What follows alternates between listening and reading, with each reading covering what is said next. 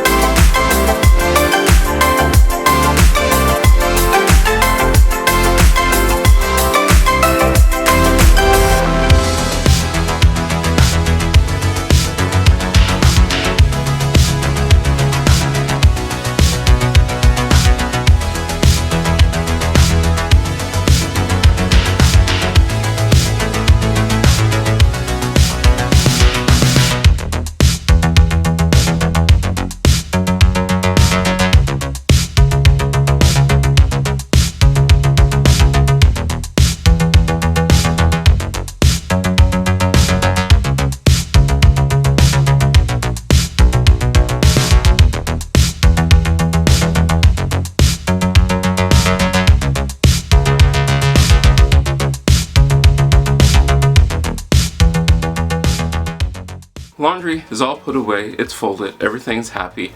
Oh, I'm happy that it's all done.